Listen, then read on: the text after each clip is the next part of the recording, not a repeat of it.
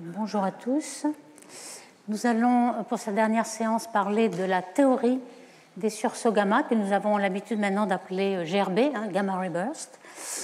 Donc l'exposé voudra donner un petit peu un aspect de la diversité des modèles. Donc d'abord, on va commencer par les contraintes des observations. Donc on a un petit rappel de ce qu'on a vu la semaine dernière. Et puis, on verra qu'il y a deux catégories de sursauts. Donc les longs, où la théorie a un a priori pour lui donner un aspect de supernova, d'effondrement d'une étoile très massive. Et l'autre, c'est les courts, qui sont sans doute faits d'une fusion de deux objets très compacts. On va voir que lorsque le sursaut gamma rencontre l'environnement, le milieu ambiant, il va y avoir des chocs qui vont créer une émission rémanente qu'on appelle afterglow. C'est avec ces afterglows qu'on va pouvoir vraiment connaître la nature de la source, parce que le début est très très rapide, quelques secondes. L'afterglow peut être des jours, des mois et même des années en radio. On va essayer de décrire un petit peu les mécanismes de rayonnement. On verra les simulations numériques, ce que ça peut nous apporter. Donc les contraintes des observations, donc rapidement, on a vu avec Batsey que ces sources de ces gamma ray bursts sont isotropes, donc fatalement extragalactiques, cosmologique, d'origine cosmologique. D'ailleurs, le nombre supérieur à un certain flux décroît comme on l'attend en f-3,5 de fait d'une source cosmologique. Puis, les luminosités, on a vu, sont très très fortes. Si on suppose qu'il y a une isotropie de la source, mais évidemment, ce n'est pas vrai. On a vu que dans les courbes de lumière, il y avait une cassure du G, qui montrait que sans doute il y avait un G, enfin une cassure de la courbe de lumière qui montre qu'il y a un G à un certain temps. Et donc ça permet de réduire, puisque l'énergie ne vient que dans certains petits volumes, donc l'énergie est moindre d'un facteur 100, donc peut-être 10 puissance 51, 52, et ça correspond à l'énergie donnée par une supernovae les plus massives, donc les plus fortes, les hypernovae. Donc là, on retombe sur des d'ordre de grandeur d'énergie raisonnable. Et d'après la cassure, là, on a vu que l'ouverture du G était de quelques degrés. Alors, on va voir que le G est sans doute ultra-relativiste. C'est dans les modèles, mais on va voir que c'est bien confirmé. Il y a par exemple une source qui a une vitesse superluminique, et ça n'arrive que lorsqu'un G vient vers vous avec une vitesse ultra-relativiste. On sait que gamma ne peut pas être trop petit non plus, car l'objet est tellement compact que très près de l'objet compact, il serait optiquement épais envers la création de paires, et on ne pourrait pas sortir un G gamma comme on le voit. Donc, on a ces contraintes-là. Alors, la vitesse superluminique, vous voyez, il y a un objet, ce GRB observé en 2003. Donc, vous savez que 0,3 c'est l'année, 0,3 c'est le mois et 29 le jour. Par un VLBI, donc en radio à interférométrie de longue base, à ce redshift-là. Et on a vu qu'il avait une taille de 0,07 milliards secondes, donc avec cette interférométrie centimétrique qui prend comme ligne de base toute la Terre, on a pu aller jusque-là, donc ça fait 0,2 parsec, et 25 jours après le début, on a 0,17. Donc vous voyez la distance parcourue en si peu de temps, ça veut dire qu'il y a une vitesse apparente qui est de 3 à 5 fois la vitesse de la lumière. Ça, on l'a déjà rencontré dans les noyaux actifs, où il y a un G qui vient vers vous, avec un angle très petit. Alors pourquoi il y a cette illusion d'optique qu'on a l'impression que ça va plus vite que la vitesse de la lumière? Simplement parce que le messager qui va apporter le message à l'œil ici, il va à la même vitesse c que la source. Donc à ce moment-là, il y a une compétition. Ici, le point B par rapport à sa position ici, il est beaucoup plus proche de l'observateur. En fait, on a l'impression que c'est presque la même chose puisqu'on est très très loin. Mais quand même, il faut un temps pour les deux A à B qui fait X sur C. Et c'est le même temps que la lumière. Donc ce point-là apparaît tellement proche qu'on a l'impression que ça va plus vite que la vitesse de la lumière. C'est juste une illusion. Donc par ce biais-là, on sait que le G est vraiment ultra-relativiste. Il y a des facteurs de Lorentz très grands, de l'ordre de 100 ou plus. Donc vous voyez ici la taille en fonction du temps. Et puis il y a ce problème de compacité qui nous dit que sans doute le gamma doit être très grand, même plus grand que 100. On a vu que dans les observations, c'était en effet 600, 700. Pourquoi ? Parce qu'en effet, quand on est très proche, on pourrait avoir une épaisseur optique très, très forte des gammas entre eux qui formeraient des paires électrons-positrons. Or, on les voit sortir comme si c'était optiquement épais. Donc il faut que le gamma soit très fort, supérieur à 100. Il peut aller même jusqu'à 10 000, on va voir dans les modèles. Alors, on a vu aussi que le G avait une certaine cassure, et on avait vu que cela survenait lorsque le petit angle qui est formé par une particule qui émet vers vous à une vitesse relativiste, il est de l'ordre de 1 sur gamma, gamma étant le facteur de Lorentz. Comme gamma est très grand, 600, etc., on a un angle qui fait 0,1 degré. Le G, lui, fait que 10 degrés. Donc, lorsque le G se ralentit, le gamma devient beaucoup plus petit. Et à ce moment-là, le G, l'émission de la particule s'élargit. Et on voit que le G est obligé de s'élargir, donc l'énergie est moindre. Elle va être distribuée dans beaucoup plus de directions et elle va tomber. Donc, la courbe d'une lumière va faire ce genre de choses. Et l'instant à laquelle cette coupure de G arrive va nous donner l'angle du G. Donc c'est ça qui nous donne de l'ordre de 10 degrés. Et ce qu'on voit bien aussi sur cette figure, c'est que cela dépend, le fait que l'on voit le gamma ray burst dépend de la position de l'observateur. Si on a un observateur juste dans l'axe, alors on verra le gamma ray burst, puis l'afterglow qui est celui-là. Mais si on est en B, on ne verra pas finalement ce qui est en rouge ici, le gamma ray burst vrai. On verra peut-être que l'afterglow. Et puis quand on est en C, là on ne verra même pas le début de l'afterglow, on verra que la fin. Donc ça, on devrait le voir encore plus souvent puisque l'angle est plus grand. On devrait voir ce genre de choses. C'est plus difficile à voir puisqu'on n'a pas l'alerte qui est donnée par le gamma ray burst très fort. C'est beaucoup moins fort, donc on le voit moins, mais on devrait en voir beaucoup. Alors voici comment on pense que se déroule le G ici. Ici, on a sans doute un choc très important, interne. On appelle ça interne parce que c'est toute la partie qui est très rapide, quelques secondes, le sursaut gamma en question ici, avec peut-être des coquilles plus rapides au début qui sont ralenties, etc. Et puis bien plus loin, ce qu'on appelle choc externe, qui représente ce qu'on appelle l'afterglow, mais alors c'est des jours après, et donc c'est bien plus loin, avec un choc qui va vers l'avant et qui choque tout le milieu ambiant, qui est peut-être les éjectats précédents de l'étoile, si c'est une supernovae, et donc toute la matière choquée est ici, très chaude, et puis fatalement un choc inverse qui va aussi choquer tout ce qui est dans le G, qui va peut-être avoir un incident sur la réénergisation de l'afterglow. Donc on a vu qu'il y avait une bimodalité très marquée des observations. On a en fonction de la durée le nombre de gamma ray bursts observés, et on voit qu'il y a une séparation très nette à 2 secondes. Donc on va appeler les GRB courts tous ceux qui sont inférieurs à 2 secondes, les longs, tous ceux qui sont supérieurs. Alors les deux, on pense que ce sont des événements cataclysmiques, c'est-à-dire qui détruisent l'objet qui était la source, c'est-à-dire ici une étoile qui se détruit en explosion de supernova, qui collapse en quelque sorte, ou bien la fusion d'objets, après il n'y a plus les deux objets, donc c'est vraiment quelque chose qui détruit complètement, qui ne va pas se répéter en quelque sorte. Donc l'objet central quand même peut être une magnétar ou un trou noir qui va redonner de l'énergie peu à peu par les champs magnétiques, etc. Mais il n'y aura jamais le burst qui n'arrive qu'une fois. Alors, ces GRB longs, on pense donc l'effondrement d'une supernovae. Et de quelle supernovae il s'agit ? Il s'agit de supernovae très très massives, 30, 50 masses solaires, qui sont en général des Wolf-Rayet. Ça, c'est quelque chose qui est connu depuis très longtemps. Vous avez une très belle image ici qui est une de ces étoiles Wolf-Rayet. En fin de vie, elles passent dans cette branche de Wolf-Rayet où elles éjectent. Ici, c'est une vraie image du HST qui représente le rayonnement H-alpha, une raie de Balmer de l'hydrogène. C'est de l'hydrogène ionisé.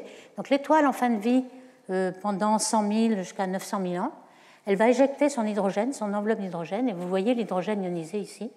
Elle va aussi éjecter l'enveloppe d'hélium, et on va appeler cette supernova de type 1C, parce qu'on ne verra plus dans la supernova lorsqu'elle explosera. Donc cette étoile va peut-être exploser dans 100 000 ans ou 200 000 ans, on ne sait pas, mais ça reste à peu près moins d'1 million d'années dans cette phase-là. Et lorsqu'elle aura explosé, on ne verra pas les raies d'hydrogène et d'hélium, puisque toutes les enveloppes ont été expulsées. Ce genre d'étoiles, évidemment, vous les voyez dans les zones de formation d'étoiles. Donc c'est ce qu'on a observé. Les galaxies hôtes de ces GRB sont des galaxies bleues qui forment beaucoup d'étoiles. Pourquoi? Parce que la durée de vie de ces étoiles massives, c'est 10 millions d'années, pas plus. Donc si vous voyez une supernovae comme cela, avec un gamma ray burst, il faut que la zone de formation d'étoiles soit très proche. En général, une faible métallicité, parce que les métaux, comme carbone, azote, oxygène, refroidissent le gaz et permettent de le fragmenter en petites étoiles. Si vous voulez avoir des grosses étoiles, il faut avoir une faible métallicité. Et c'est ainsi que ces objets très puissants, on peut les détecter jusqu'à de grands redshifts. Et puis l'autre de la bimodalité des GRB, les courts, on pense donc à des fusions. Alors ça, c'est une photo d'artiste, bien entendu. Là, il n'y a plus de photos réelles. On imagine deux étoiles à neutrons. On ne sait pas vraiment elles sont faites de neutrons. Au centre, peut-être des quarks étranges ou je ne sais quoi. Mais là, c'est une photo d'artiste qui a essayé de représenter. On ne sait pas vraiment l'équation d'état de cette étoile à neutrons. Et justement, les prévisions qu'on va en faire vont dépendre de cette équation d'état. Donc, on va peut-être apprendre quelque chose sur cette équation d'état. Donc, ces objets sont des rémanents, des restes de supernovae de très très longtemps. Ça peut être 1 milliard d'années, 2 milliards d'années. Donc, ce sont dans toutes les galaxies hautes, des galaxies elliptiques qui ne forment plus d'étoiles. Ce sont des objets très très anciens, très vieux. Donc, on n'a pas besoin d'être tout près d'une formation d'étoiles, d'où les galaxies hautes. Alors, en gros, que va-t-il se passer lorsque vous avez la fusion de deux étoiles à neutrons? Quand même, dans l'interaction de marée entre ces deux étoiles, pendant qu'elles spiralent l'une vers l'autre, vous allez avoir des queues de marée et donc de la matière sous les formes de neutrons, probablement, mais aussi de baryons, qui vont former un disaccrétion. Si le plan de l'orbite est celui-ci, vous allez avoir un disaccrétion. Peut-être que les deux étoiles à neutrons vont former un trou noir. Donc vous avez un disaccrétion, un trou noir. Et on sait que lorsque la matière s'accrète, elle va être très ionisée, bien sûr, et elle va piéger le champ magnétique. Le champ magnétique va être très très fort au centre, et c'est ce phénomène magnétique qui va éjecter le jet. On va essayer d'en détailler un peu plus. Donc, disaccrétion et trou noir, c'est un peu ce qu'on a vu dans les noyaux actifs, mais cette fois-ci à beaucoup plus petite échelle. Et lorsque on compare avec les GRB longs qui sont des supernovas qui explosent, vous voyez que là, vous avez une géométrie un peu différente au départ, puisque vous avez la supernovae qui a explosé de façon un peu plus isotrope, avec des éjectats ici, et puis au centre, le cœur s'effondre en trou noir, et vous avez un jet de la même façon, un disaccrétion, un jet, et parfois on a justement ce choc qui arrive lorsque le jet rencontre les éjectats de la supernovae. Évidemment, ces éjectats vont à une vitesse beaucoup moindre, très sub-relativiste, alors qu'ici on est à la vitesse c, donc on va aller beaucoup plus vite et rencontrer ce jet à un moment donné. Donc on va sortir de la nébuleuse. Alors, il y a quand même quelques petites exceptions entre court et long. On en avait parlé la semaine dernière de l'observation de Ahumada assez récente d'un GRB qui apparaît court, un GRB observé en 2020. Il apparaît court, il est ici dans ce diagramme temps de la durée du gamma ray burst, ici. Vous voyez ici, on a les roses qui sont ceux qui ont une énergie de pic plus forte, qui globalement ont moins d'énergie, mais qui ont une énergie pic plus forte ici, et les longs qui sont en bleu. Ce que vous voyez aussi, c'est des petits carrés et des petits ronds jaunes, qui veut dire que dans les petits ronds, on a identifié, pas dans tous, mais dans certains, on a identifié des supernovae qui ont éclaté en même temps que le gamma ray burst, donc c'est vraiment identifié. Les carrés, c'est seulement lorsqu'on a une bosse dans l'afterglow. On n'a pas vraiment vu tout de suite la supernovae, mais on la voit après coup. Le gamma ray burst a une décroissance comme cela, et parfois à 20 ou 30 jours, on voit la bosse de la supernovae qui a une courbe de lumière qui dure plutôt de l'ordre d'un mois. Donc ces bosses-là sont les carrés. Donc tout ça, c'est en fait des supernovae, et on va voir que celle-ci, qui a 1 seconde, donc c'est un court normalement, eh bien, elle a été identifiée par une supernovae. Ici, vous avez l'afterglow, ici en rayons X, ici en visible, que ce soit le visible vers le rouge, etc., et en radio qui arrive plus tard.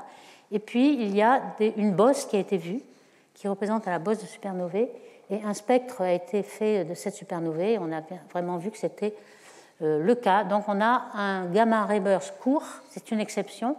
qui est ici. Alors ici, c'est le diagramme dont on a aussi parlé, le diagramme d'Amati, qui relie l'énergie du burst supposé isotrope à l'énergie du pic. On voit que les courts là, qui sont en rose sont bien au-dessus, et les longs, et celui-ci qui fait 1 seconde, eh bien, il est quand même dans les longs. Donc il appartient pour certaines propriétés à des courts et certaines propriétés à des longs, mais il viendrait d'une supernovae, donc ce serait plutôt dans la classe des longs. Donc en fait, quand on regarde le nombre de ces gamma-ray bursts longs qui viennent de supernovae, il y a beaucoup plus de supernovae que de gamma-ray bursts. Alors évidemment, vous allez me dire, il s'agit du beaming, on ne voit pas tous parce qu'il faut que le beam vienne vers vous, mais ce n'est pas tout. Même en prenant en compte ce facteur 100 du beaming, on a beaucoup plus de supernovae que de gamma-ray bursts. Donc il faut constater que tous ne font pas des jets qui sortent de la nébuleuse. Alors ici, c'est un petit cartoon qui vous montre un peu le problème. Si le jet n'est pas assez puissant, il va être avorté en quelque sorte, il ne va même pas sortir de la nébuleuse, il n'y aura pas de choc d'afterglow ni quoi que ce soit. Alors pourquoi il y en a qui sont plus ou moins forts? Eh bien, certainement la masse. Si la masse de l'étoile qui a explosé en supernovae est plus massive, on aura plus d'énergie. S'il y a une rotation, parce que la rotation, on va voir faire le champ magnétique par effet dynamo, on va pouvoir avoir un champ magnétique qui va expulser le jet, ou la métallicité n'était pas assez faible, etc. Alors, des simulations ont été faites par Zhang, Woosley et Guerre, justement pour ce jet qui sort de l'étoile, en quelque sorte, de la nébuleuse de l'étoile, de Wolf-Rayet, par exemple, qu'on a reproduit ici. Et vous avez ce facteur de Lorentz qui est très fort au centre. Et on voit qu'il y a des instabilités, un petit peu de Rayleigh-Taylor ici, et on a des facteurs de Lorentz un petit peu moins grands au bord. Ça a été proposé pour expliquer les flares, en fait, les sursauts X un petit peu moins énergiques que l'on voit en général se superposer aux afterglows. Ça pourrait être ce genre de choses, mais bon, c'est pas sûr, évidemment. Dans ce genre de simulation, donc toujours Zhang Woosley, on voit un petit peu les étapes de plusieurs modèles. Ici, vous voyez 5 secondes, vous voyez que c'est très court, hein, 5, 12, 20, 70. Ici, on a le rayon de la Wolf-Rayet qui est de l'ordre ici de 0,8. Donc, vous avez l'étoile, et c'est à ce moment-là que le jet sort de cette nébuleuse et rencontre les éjecta ici. Et vous avez peut-être ce flare X qu'on voit ici. Alors, ce que vous avez dans les diagrammes, c'est dans la partie haute le facteur de Lorentz gamma, et dans la partie basse, la densité à chaque fois. Donc ça nous permet de voir deux aspects de la même simulation, et on voit qu'à 70 secondes, on a un afterglow qui est en train de se développer. Donc l'unité ici, c'est un 10 puissance 6 km, si vous voulez. Alors il y a peut-être une troisième, on en a parlé de deux sources. Certains disent qu'il y a une troisième catégorie de GRB, ce sont les soft gamma-ray repeaters. Certains ne le classent pas vraiment dans un GRB parce que d'abord, ce n'est pas cataclysmique, c'est quand même un transitoire gamma et qui peut ressembler, lorsqu'on regarde une alerte comme celle-ci, ils sont appelés GRB et ça peut ressembler à un GRB court, hein, puisque c'est de l'ordre inférieur à 0,1 seconde. Ils sont quand même plus faibles et on a vu qu'il y en avait pas mal dans la Voie lactée, donc ils sont très nombreux, beaucoup moins énergiques. Ce sont des magnétars, des sursauts de magnétars, on appelle ça aussi MGF, Magnetar Giant Flare. Ils sont de rayonnement assez doux, mou, soft, et ils se répètent. Ça veut dire qu'il s'agit d'une étoile à neutrons qui est déjà là depuis un certain temps, qui a un champ magnétique très fort et qui redonne un peu d'énergie en se ralentissant. Et ils se répètent un certain nombre de temps. Donc on a identifié d'ailleurs, on l'avait vu à l'occasion des sursauts radio rapides, l'FRB, il y en avait un qui est identifié avec une supernovae qui avait éclaté il y a 20 000 ans à peu près. Donc ce n'est pas aujourd'hui, mais on voit que c'est quelque chose qui dure, qui peut durer 100 000 ans, en donnant un petit peu d'énergie. Donc il y a énormément de ces objets, mais évidemment on en voit moins puisqu'ils sont plus faibles et on peut les voir dans un plus petit volume. C'est exactement comme les GRB longs qui sont beaucoup plus énergiques, ils sont moins fréquents, mais on les voit beaucoup plus loin, jusqu'à z égale 9, donc un plus grand volume, et ils sont plus nombreux que les courts qui finalement en réalité sont plus nombreux, mais on les voit avec un petit redshift, un petit volume, et donc ils sont moins nombreux. Donc ici on voit qu'ils ressortent ici, ils sont très abondants. Donc la statistique de ces courts GRB, short GRB ici, on les voit en énergie, en temps après le pic, etc. Et on voit que les S, les soft repeaters, les magnétas, ce sont dans le fond, c'est-à-dire très, très courts, très faibles, etc. On les voit, c'est à peu près 2% de ces GRB courts. Donc, ces objets, quand même, difficiles à détecter au-delà des galaxies proches, M81 par exemple, M83, 5 mégaparsecs. Alors maintenant, on peut regarder quel est le mécanisme pour extraire l'énergie de ces gamma ray bursts ici. Ce qu'on voit, c'est qu'à la fin, quel que soit d'ailleurs le mécanisme court ou long, on va se retrouver avec un objet très compact, certainement un trou noir, peut-être parfois une étoile à neutrons, mais un trou noir, avec un disque d'accrétion. Donc ici, on est dans le perpendiculaire, ici dans le disque, on a le jet qui va partir. Il va y avoir aussi, il ne faut pas l'oublier, on n'a pas vraiment beaucoup détecté, mais on le sait qu'il va y en avoir, des neutrinos, antrineutrinos, qui vont dégager beaucoup d'énergie dans l'événement, et ils vont s'annihiler en électrons-positrons. Ils ont énormément d'énergie, donc beaucoup plus que l'énergie de la paire, qui va pouvoir créer ce jet ici, et qui va être collimaté, par exemple, par des baryons qui sont entraînés par ces neutrinos ici. Donc on peut avoir une collimation, ça c'est une proposition. Une autre proposition était de dire que l'énergie magnétique va dominer l'énergie cinétique des particules, et on va avoir, puisque là c'est la matière ionisée qui va piéger le champ magnétique, lorsque tout va s'accréter, on va avoir énormément de champ magnétique qui va dominer l'énergie et propager un jet, ce qui a été proposé par Blandford en 2002 pour les GRB, mais qu'il avait déjà proposé pour les noyaux actifs. Donc une énergie magnétique et électromagnétique dominante, avec un champ qui au départ est selon le pôle, poloïdal comme ceci, qui va ensuite devenir toroïdal. Si on regarde par-dessus, on a un tor et puis un champ électrique qui vient vers vous. Et puis un choc avec une surface de discontinuité avec pas mal d'instabilité, et puis des rayons gamma qui sont créés par ce choc-là. Il est prévu dans ce modèle qui va être simulé, mais qui est déjà analytique, un facteur de Lorentz qui est très grand, 30 000 ici, et qui va ensuite tomber en 100 secondes à un facteur 100. Et comme le gamma est beaucoup plus grand au centre, on a un afterglow qui a une forme un peu elliptique. Il y a même des instabilités ici qui pourraient être une des sources de ces fameux sursauts X qui sont moins énergiques que le sursaut gamma. Alors ce genre de mécanisme a été simulé par Rosvog pour voir un peu quels étaient les paramètres qui permettaient de se faire sortir un gamma ray burst ici. Alors si il n'y a pas de rotation et s'il n'y a pas de moment orbital, par exemple deux objets compacts qui reviennent sans spin et sans moment angulaire, à ce moment-là, vous avez un un facteur de Lorentz gamma qui arrive juste à peine à 10, vous voyez, log de 10 égale 1 ici. On a quelque chose qui est très très petit et on n'arrive pas à extraire un gamma ray burst vraiment.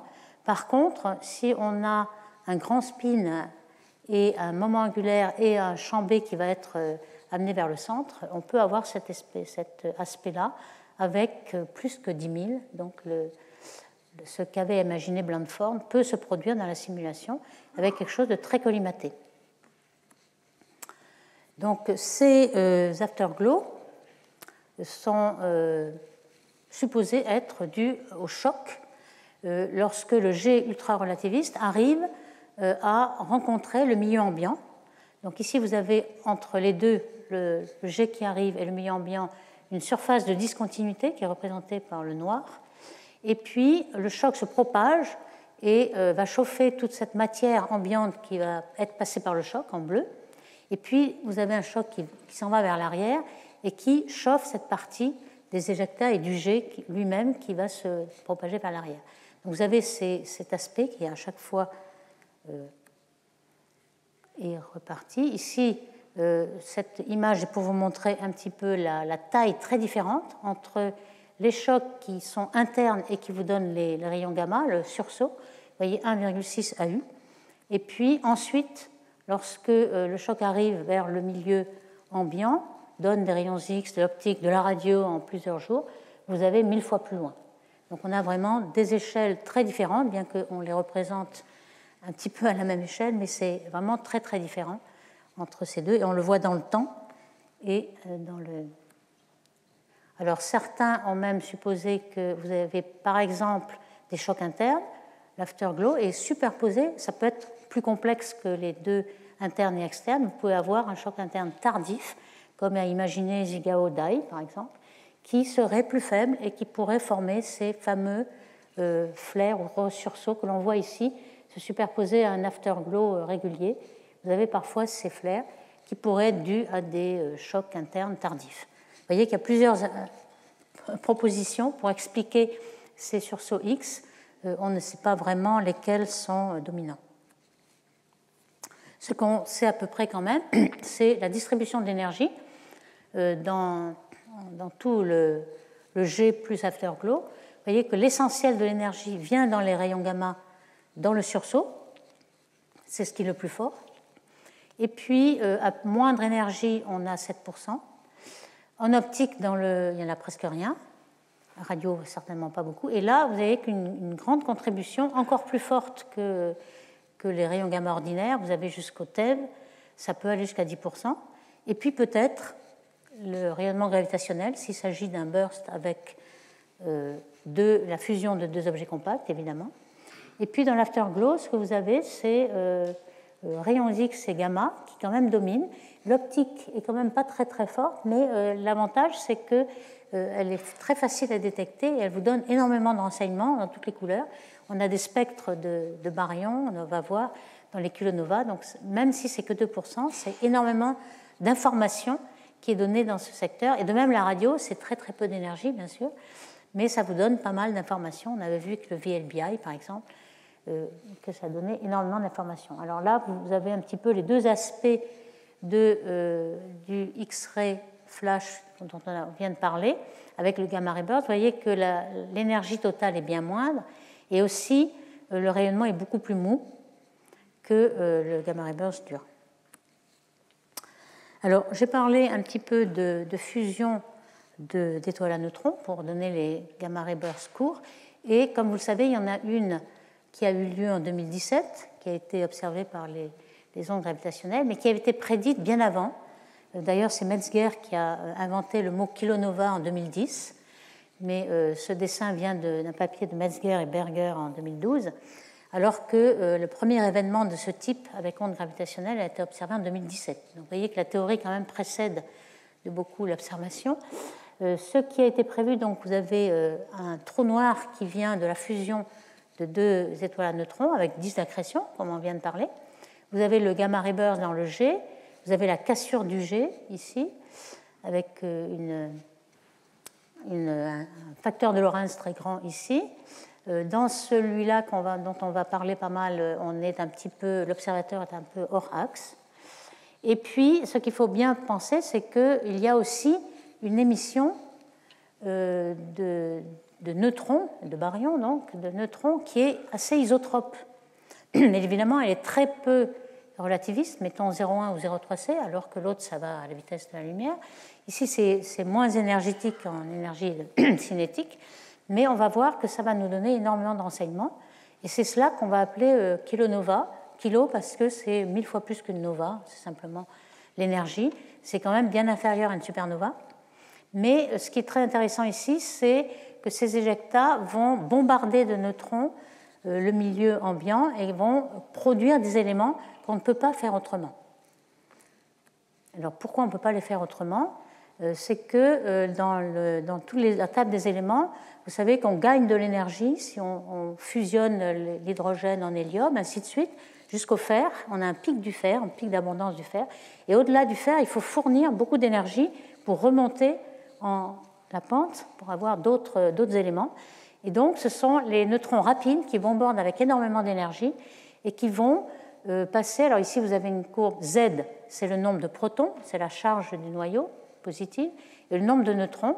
Donc, lorsqu'on bombarde en neutrons, vous allez vous retrouver à des éléments qui sont ici. Et puis, vous avez une tracée, une île de stabilité ici. Donc, lorsque l'élément est instable, il va y avoir une radioactivité bêta, c'est-à-dire un neutron qui devient électron plus proton.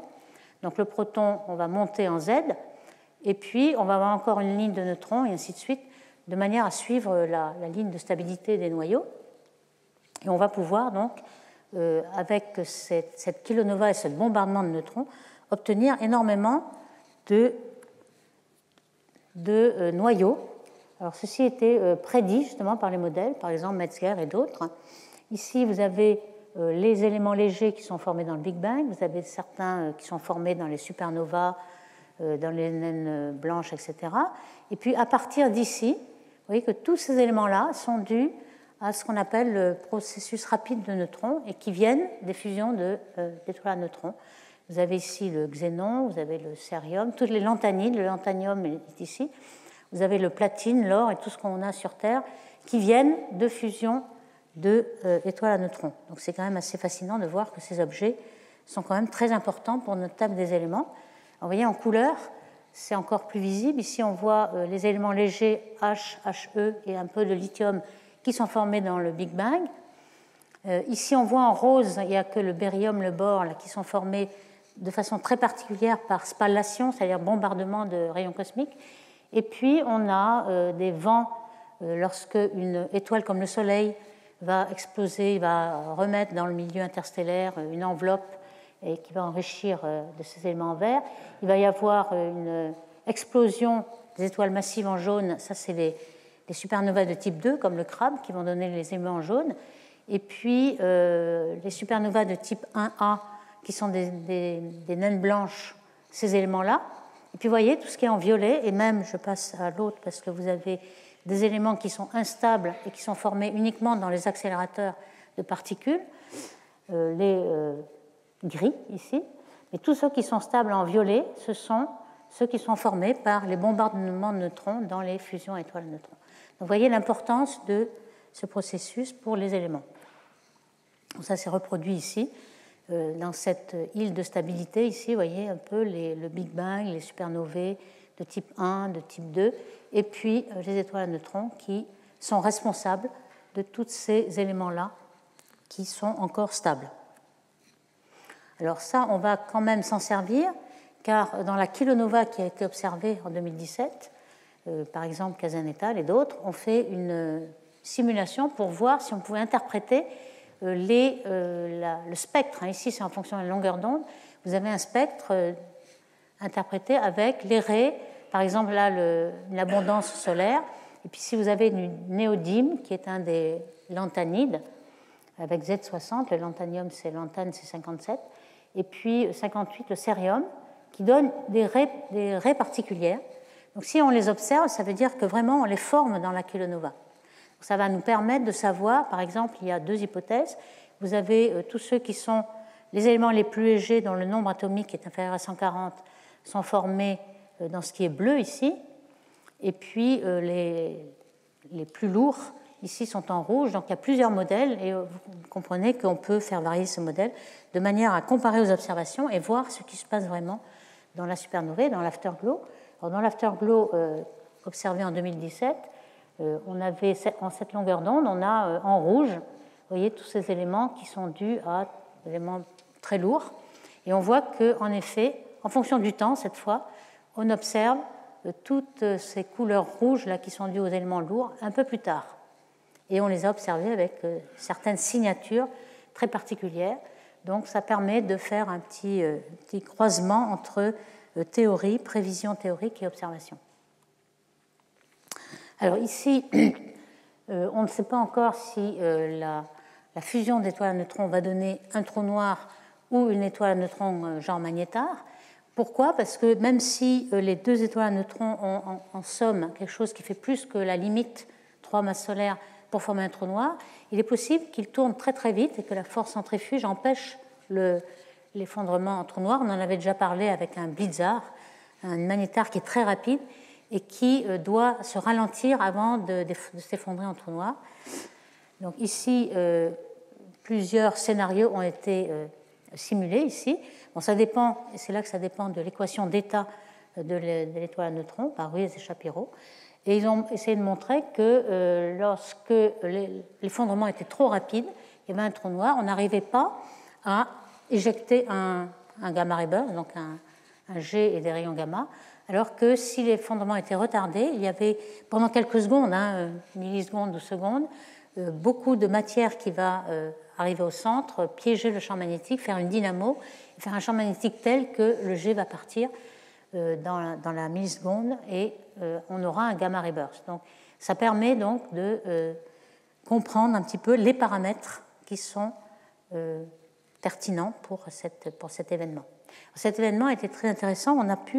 Il était assez proche. Alors, ces fusions d'étoiles à neutrons sont plus rares que les fusions de trous noirs. Les fusions de trous noirs ils sont beaucoup plus massifs, beaucoup plus énergiques en ondes gravitationnelles. On en a découvert presque 50 ou 100 aujourd'hui. Mais les fusions d'étoiles à neutrons, elles sont plus intéressantes au point de vue baryon et spectre optique, mais elles sont beaucoup moins énergiques et donc on les voit moins loin. Donc ici, vous voyez, celui-là, il était très proche.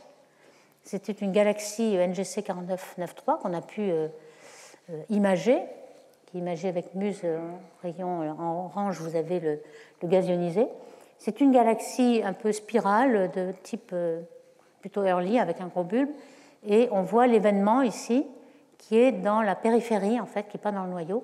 Et on voit l'afterglow qui était très visible, en rouge, avec le HST, avec tous les télescopes ont vu cet afterglow. Et pourtant, ce gamma ray burst était très faible. Quand on regarde en fonction donc, du redshift, évidemment, le redshift est tout petit, c'est une galaxie proche.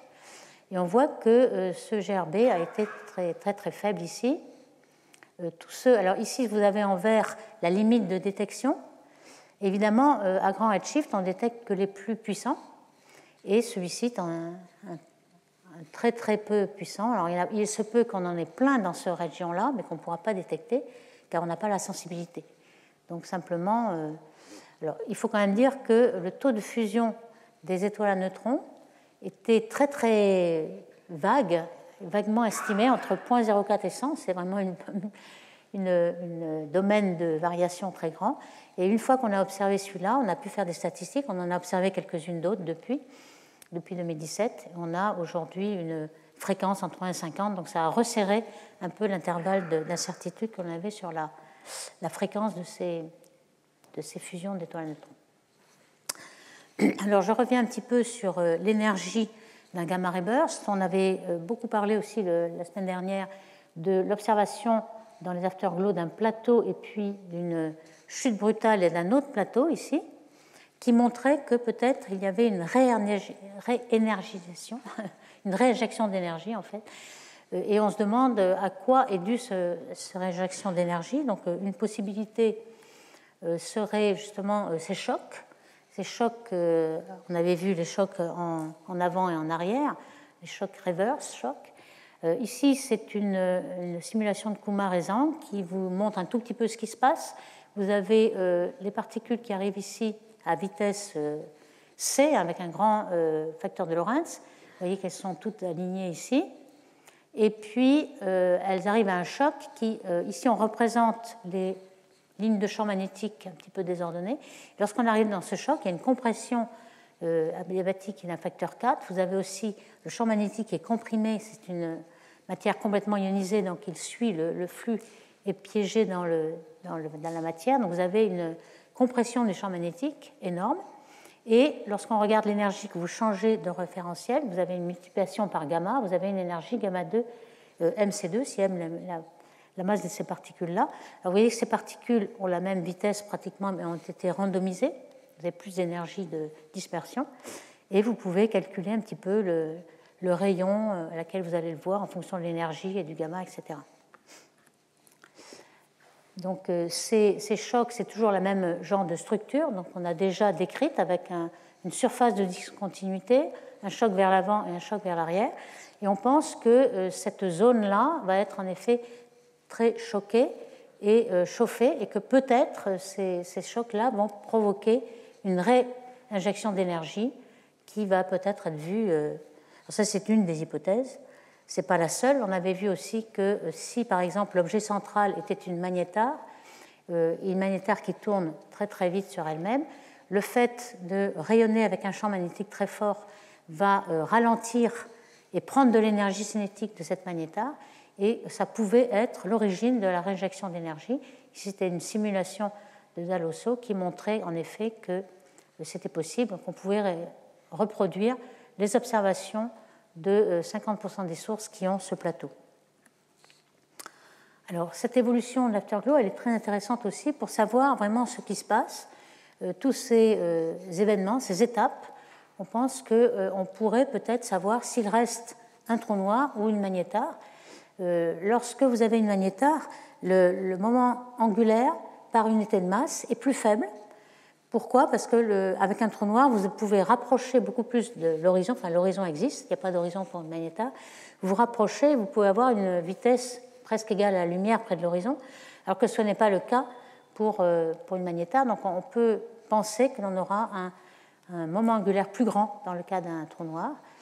Ici, on a la réénergisation, comme on a vu ça, et puis, très souvent, on a une chute brutale à la fin. Et on pense que c'est le moment où on a assez ralenti le spin-down de la magnétar et qu'elle va s'effondrer en trou noir. Donc cette chute-là pourrait être due à cette transformation. Donc ce qui a été fait et essayé, c'est de regarder à quelle vitesse et quel est le moment angulaire de toute la matière dans toutes ces couches-là, et regarder un petit peu le facteur de oméga, la vitesse de rotation, par rapport à la vitesse keplérienne, et regarder si on est assez proche ou non de la vitesse de Kepler, et de regarder un petit peu. Alors pour l'instant, ce n'est pas encore très concluant, mais c'est un petit peu l'idée. Alors pour les mécanismes d'émission maintenant, au départ, on pense qu'il y a comme une boule de feu de ce gamma ray burst, qui peut-être est thermique au départ, mais dès qu'il y a choc et afterglow, c'est l'émission synchrotron qui domine dans les chocs. Donc champ magnétique et particules chargées qui émettent dans ce champ magnétique, et on se demande si le refroidissement il peut être rapide, lent ou modéré. Vous voyez que les modèles essaient de regarder à quelle fréquence on a le pic d'énergie, et la fréquence à laquelle on a le refroidissement, cette fréquence varie en fait, elle n'est pas égale au pic d'énergie, mais selon la façon dont le facteur de Lorentz de refroidissement, une fois que ça a été injecté, est plus ou moins, correspond à une fréquence plus ou moins grande. Ici, vous avez les observations, le temps T1, T2, T3. Vous voyez que l'énergie tombe et que les pentes ici de toutes les étapes changent aussi. Donc, ce qui a été regardé, c'est sur au moins 19 GRB où on a cette information. Il y a une grande partie qui se refroidit très rapidement, une grande partie non. Ça nous donne une petite idée de champ magnétique et l'énergie de CG. Je passerai un petit peu dans ce champ magnétique ici. Et finalement, on pensait qu'il y avait une pente maximum, à moins 2/3 ici, où le rayonnement synchrotron n'était plus possible. On appelait ça deadline ou ligne de la mort en français. Et finalement, on s'aperçoit que c'est possible. En fait, on peut traverser cela. On a plusieurs spectres qui se trouvent ici. Donc, ça pouvait être un mystère, mais en fait, on apprend un peu ce qui se passe ici. Donc, ce n'est pas forcément la boule de feu, mais on peut avoir encore de l'émission synchrotron dans ces chocs. Alors, je passe maintenant aux simulations numériques. Qu'est-ce qu'on va apprendre par les simulations numériques de cette énergie de l'afterglow? Alors, c'est certainement nécessaire d'avoir une accrétion pour que la matière arrive sur l'objet. Alors, ici, ce sont des simulations de Gianuk en 2021. Et lorsque le champ magnétique, comme on l'avait déjà décrit, est piégé dans la matière et arrive vers le centre, il se peut qu'on ait saturation de champ magnétique. On appelle ça Magnetically Arrested Disk. Pour faire MAD, en fait, c'est juste pour avoir un nom, un acronyme qui est facile à retenir. Donc la région est donc arrêtée, si vous voulez, et on a ce phénomène, même le phénomène de Blandford pour les trous noirs, Blandford-Snagek, qui, lorsque l'énergie magnétique domine l'énergie des particules, va pouvoir créer ce jet et qui va prendre l'énergie en fait de rotation et l'énergie d'accrétion. Alors dans ce mécanisme-là, il faut que le spin du trou noir soit assez grand. A, c'est le spin sans dimension, qui est compris entre 0 et 1, 1 étant le maximum que peut tourner le spin du trou noir. Et lorsque, donc vous voyez un peu les deux acronymes qui, pour faire évidemment, on a trouvé quelque chose qui ne s'est pas du tout arrêté, c'est sane, donc celui qui n'est pas mad. Alors, il y a une grande importance de l'instabilité magnéto-rotationnelle dont on a déjà parlé, comme je vous le rappelle ici. Pourquoi? Parce qu'ici, on est dans une matière où le champ magnétique est vraiment piégé par la matière est ionisée, et donc les particules sont tirées aussi avec le champ. Donc le champ magnétique, on peut imaginer que les particules sont comme tenues par des ressorts à cause de ce champ, des lignes de champ qui ont une certaine résistance. Donc vous avez par exemple une particule interne qu'on va appeler MI, une particule externe ME. Donc ME normalement il y a une rotation du disque qui est différentielle, c'est-à-dire qu'il y a beaucoup plus de tours effectuées au centre qu'au bord. Ça c'est toujours le cas de tous les disques qui ne sont pas en rotation solide, en général c'est le cas. Donc vous avez un oméga qui est beaucoup plus grand, l'oméga keplérien beaucoup plus grand au centre qu'au bord. Donc vous voyez que cette particule-là, elle est lente par rapport à celle-ci, donc elle va être accélérée par MI et MI va être décélérée.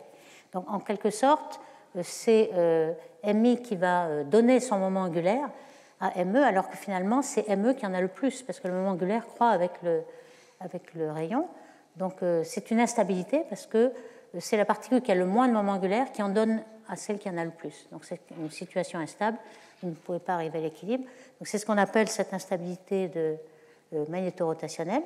Et cette instabilité va permettre à des échanges de moments angulaires et avoir la matière qui arrive au centre encore plus vite et qui va concentrer le champ magnétique encore plus vite vers le centre.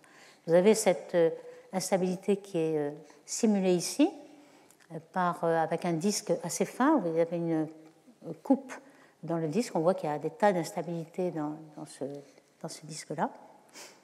Donc une simulation a été faite pour les GRB, ici par McKinney et al., avec au départ, donc t égale 0 dans la simulation, vous avez des lignes de champ qui sont assez ordinaires, et en couleur, vous avez le champ B, donc il n'y a pratiquement pas de champ B au centre ici, et puis peu à peu, après un certain temps gravitationnel, vous avez un disque qui va être complètement arrêté, saturé de champ magnétique, donc MAD ici, avec un champ magnétique qui va être vert, dans les couleurs vertes, donc quelque chose qui est très fort, et qui va créer ce G que vous attendez. Donc un disque qui va être très aminci, et évidemment ce G est 100% efficace si le spin du trou noir est au moins égal à 0,9.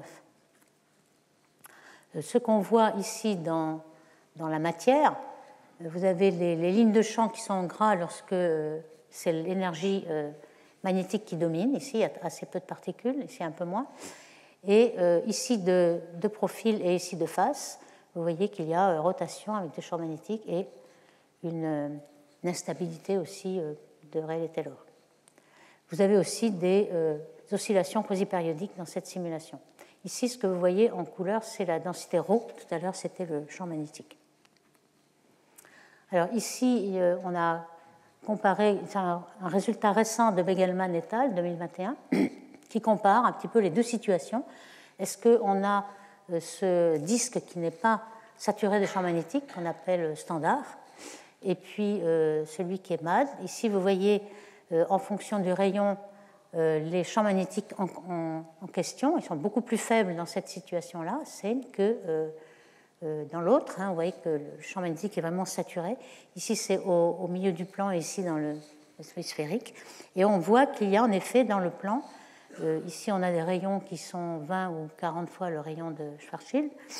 Autour du trou noir, on voit qu'il y a beaucoup d'instabilité qui persiste, en fait, cette instabilité magnéto-rotationnelle qui continue de saturer même le champ magnétique. Alors, la production des G, alors dans le GRB court, qui était la fusion des étoiles neutrons en 2017, c'est toujours le même, en 17 août 2017, on a essayé de voir si on reproduisait exactement le temps. En fait, le GRB est sorti 1,7 secondes après l'arrivée des ondes gravitationnelles. Donc les ondes gravitationnelles donnent le top départ de la fusion, si vous voulez, et à ce moment-là, à bout de combien de temps arrive le G gamma? Eh bien, on a observé 1,7 avec une petite barre d'erreur, bien sûr, mais les simulations arrivent à reproduire ce genre d'efficacité. Alors évidemment, ils font varier les paramètres. Ici, on a un G qui ne sort pas du tout. Ici, on a quelque chose qui marche à peu près. Et puis, dans ce cas-là, vous voyez qu'on adapte un petit peu le temps des G, le temps d'arrivée, etc. Une compétition entre le collapse du trou noir et puis l'interaction avec le vent, le G, etc. et l'instabilité de magnéto-rotationnelle. Alors, la géométrie du G, on n'en a pas beaucoup parlé jusqu'à présent, mais d'après une revue de Nakar ici, on peut la distinguer et la développer un peu plus. On a dit qu'il y avait un G qui partait donc de l'objet compact ici, et puis elle va rencontrer le milieu ambiant. Alors ce milieu ambiant, il y a d'abord un choc vers l'avant et puis un choc vers l'arrière. On voit qu'il va y avoir comme un cocon, une bulle ionisée de forte pression. Le G va revenir en arrière par ce choc en arrière. Il va y avoir des éjectats qui vont se retrouver dans un cocon interne, en quelque sorte, partie chaude et peu dense. Et puis par contre, il va y avoir un cocon qui est fait du milieu interstellaire ambiant qui revient ici et qui est plus dense et plus froid. Alors, finalement, ce cocon permet aussi une collimation du G qui continue à se développer. Ici, vous avez en couleur d'un côté l'énergie par particule, l'autre la densité. Et vous voyez qu'il y a encore, ça vient d'une simulation, un grand nombre d'instabilités de Rayleigh-Taylor, etc., au bord du G, au centre et au bord. Alors, tout ceci, c'était pour le G court. Est-ce qu'on a un G long? Eh bien, on a quelques paramètres qui vont marcher aussi dans une supernovae. En fait, le G est un petit peu universel une fois que l'on a obtenu le trou noir et le disaccrétion. Il y a beaucoup de choses qui se ressemblent. Ici, on a la simulation d'Eisenberg et al. D'un G long. On voit ici la densité et puis l'énergie, en quelque sorte. On voit le G qui se déplace. Il faut qu'il soit relativement fort pour sortir des éjectats de la supernovae. Donc ça, c'est un obstacle supplémentaire. Mais on voit qu'au bout de 18 secondes et 100 secondes, l'énergie, la densité correspondent à ce qui a été observé. Et le paramètre qui est très intéressant obtenu dans cette simulation est que l'énergie qui sort dans le G est très faible par rapport à l'énergie qui sort dans la supernovae de façon sphérique et à une vitesse bien non relativiste, donc bien sous-relativiste. Le G qui est finalement le plus remarquable, le plus spectaculaire, qui a une énergie très forte, il ne fait que 0,1% de toute l'énergie. Donc ça veut dire que la supernovae a encore plus d'énergie qui sort de façon, enfin en tout cas dans ce modèle, de façon sphérique. Donc finalement, je vais terminer avec un petit summary de ce qu'on a appris, qu'il y a deux possibilités pour la fusion d'objets compacts. Ça a été un petit dessin de Bartos et al. Soit deux étoiles à neutrons, soit une étoile à neutrons et un trou noir. Donc on a aussi observé les ondes gravitationnelles de ces deux configurations. Alors ici, on ne sait toujours pas si on va aller directement vers une étoile à neutrons qui sera plus stable, une magnétar, avec un grand champ magnétique, ou alors si les deux vont, après un certain ralentissement de l'énergie cinétique, devenir trou noir. Ça, c'est les possibilités. Et puis, évidemment, si un est déjà trou noir au départ, on a fatalement un trou noir à l'arrivée, après avoir fusionné en quelques secondes, millisecondes. Donc, en résumé, on a bien ces deux aspects des événements cataclysmiques qui ne se répètent pas, mais que ce soit par fusion ou par explosion de supernovae, à la fin, l'état final est remarquablement le même. On a un trou noir et puis un disaccrétion et un G qui est soit long, soit court. Il y a une question d'énergie, il y a une question de champ magnétique, etc. Mais donc, ce qu'on a bien dit ici, c'est que ici, on a une fin de vie d'une étoile très, très massive qui devient soit une étoile à neutrons, soit un trou noir. Et ici, on a la fusion qui devient aussi cette même chose. Oups. Donc, je résume. Donc, on a appris maintenant que les GRB sont de deux types. Donc, c'est sursaut court et sursaut long, fusion d'objets compacts ou bien effondrement d'une supernova. Et que l'afterglow, finalement, on s'attend à ce qu'il soit presque universel, puisqu'il s'agit d'un jet, d'une boule de feu, d'un jet gamma, qui essaie de rencontrer par des chocs, internes d'abord et puis externes, le milieu ambiant, et il a une réinjection d'énergie et une cassure du jet qui nous montre qu'il est à peu près de 10 degrés d'ouverture. Donc on a ce mécanisme que sans doute vous allez bientôt dans le séminaire avoir un peu plus de détails, des chocs qui émettent en synchrotron, et finalement les simulations numériques nous apprennent beaucoup de choses et permettent de revenir à la nature de l'objet et peut-être l'équation d'état des étoiles à neutrons. Donc merci beaucoup.